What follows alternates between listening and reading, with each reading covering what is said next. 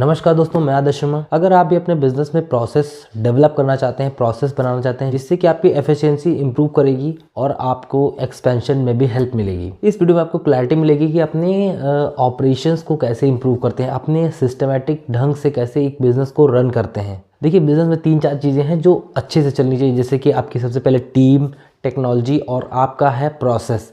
आपके प्रोसेसेस अच्छे रहेंगे टीम और आपके टेक्नोलॉजी के ज़रिए, तभी सारी चीज़ें एफिशिएंट तरीके से हो पाएंगी। नहीं तो बिज़नेस में इधर से उधर में फंसे ही रहना है बस, क्योंकि इतने ढेर सारे डिपार्टमेंट्स के साथ में ढेर सारे लोग, कस्टमर्स, इन सब में काफ़ी ज़्यादा कन्फ्यूज़न होती है। प्रोसेस अच्छा करने के लिए आपको अपने एम्प्लॉयज़ के रोल और गोल, इन 2 चीज़ों की क्लैरिटी होनी चाहिए कि राम का रोल ये है, श्याम का ये है।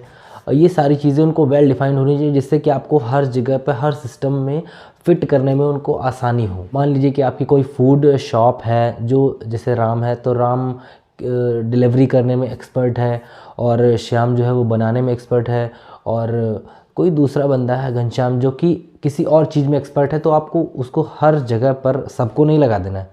जो जिस जगह पे सुटेबल है, जिसका जैसा स्किल सेट है, उस हिसाब से उसको हम काम पे लगाएंगे, तभी उनसे अच्छे से अच्छा रिजल्ट हम प्रोड्यूस कर पाएंगे। पता है, कोई अच्छे से सेल्स कर पाने वाले बंदे को हम अगर ऑपरेशंस में फिट कर देंगे तो उसके लिए भी सही नहीं होगा, वो वहाँ पर परफॉर्म नहीं कर पाएगा और फिर उसके बाद में नई नई प्रॉब्लम्स हमारे सामने आती रहेंगी।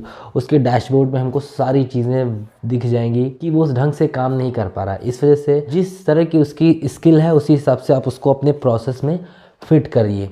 इसके लिए आपको हायरिंग के टाइम पर काफ़ी ज़्यादा ध्यान देना पड़ेगा, क्योंकि जब स्किल सेट आप अच्छा हायर करेंगे तभी आप उसको अच्छे प्रोसेस में फ़िट कर पाएंगे।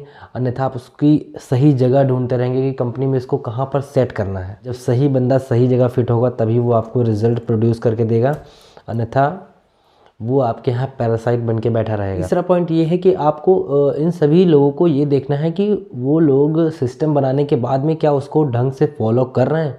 जैसे कि मान लीजिए कि किसी को आपने ये 1 पेज का कोई भी स्क्रिप्ट दे दिया आपने कि ये आपको फॉलो करना है, ये सारी चीज़ें आप कर लेंगे, उसके बाद में फिर आपको आगे फॉरवर्ड करना है। एक पर्टिकुलर काम में आपको लगाया गया है जिसके कि आप एक्सपर्ट हैं, उस एक्सपर्ट काम को आप कर लेने के बाद में फिर आप किसको पार्स करेंगे। ये सिस्टम जो है, ये इकोसिस्टम 4 से 5 लोगों का, 8 से 10 लोगों का जो भी बनता है, ये सही से चलना चाहिए।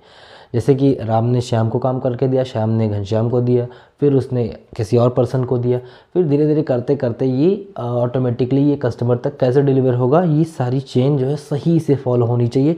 जब ये सारा सर्कुलेशन काफ़ी तेज़ी से होगा तब आपके पास रिजल्ट्स आएंगे, वो भी एक्सपोनेंशियल रिजल्ट्स। ये नहीं कि प्लस प्लस करके, एक्सपोनेंशियल रिजल्ट्स आएंगे। यही होता है एक्सपेंशन में। जब आप एक्सपेंशन करते हैं तो यही सारी चीज़ें बहुत तेज़ मूव होती हैं, फटाफट से सारे काम होते हैं, जिससे कि किसी एक के ऊपर बर्डन भी नहीं पड़ता है। अब इन लोगों के लिए जितने भी लोग आपने डिफ़ाइन किए हैं, 7 से 8 लोगों के लिए, 7 से 8 लोगों को मॉनिटर कौन करेगा। मान लीजिए कि पहले बंदे ने दूसरे बंदे को अपना काम करके दे दिया, दूसरे ने तीसरे को दे दिया, अब तीसरे ने चौथे को ढंग से नहीं दिया, तो अब इसके पीछे रिस्पॉन्सिबल कौन होगा, यानी कि इनका मैनेजर। इनको ये अगर कोई गलती करते हैं तो इनको मॉनिटर कौन करेगा, इनका मैनेजर। हर किसी को मैनेज करने के लिए लोग रखिए कि कैसे, अगर मान लीजिए किसी से कोई प्रॉब्लम हो जाती है तो वो प्रॉब्लम किससे बताएगा। अगर उसको कुछ समझ में नहीं आ रहा तो उसके लिए रिस्पॉन्सिबल कौन होगा। ये भी सारी चीज़ें आपको हायरार्की में सीखनी पड़ेंगी, तभी आपको ये आगे एफिशिएंट तरीके से काम हो पाएगा।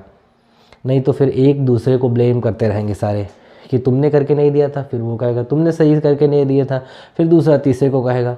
तो इस तरीके से पूरी कंपनी में एक नेगेटिव एनवायरनमेंट फैल सकता है। इस वजह से इन सब चीज़ों का पहले से ही ध्यान रखिए। हर एक बंदे के ऊपर या फिर 2 बंदों के ऊपर एक कोई रिस्पॉन्सिबल रखिए, जिससे कि लोग उनको मॉनिटर करते रहें कि इनकी क्वालिटी, इनके जो काम की क्वालिटी है उसको चेक करते रहें। जब वो मॉनिटर करते रहेंगे तो मान लीजिए कि पहले ने दूसरे को सही से दिया, दूसरे ने तीसरे को दिया, तीसरे ने चौथे को दिया, और फिर चौथा अगर कुछ गलती करता है तो वो वहीं पर कंट्रोल हो गया। जैसे मान लीजिए चौथे ने पाँचवें को देने से पहले कुछ गलत किया तो वो वहीं पे चेक हो गया, क्वालिटी चेक होगा, आगे बार बार वही गलती रिपीट नहीं हुई जब कोई इसके पीछे रिस्पॉन्सिबल बैठा हुआ है तो।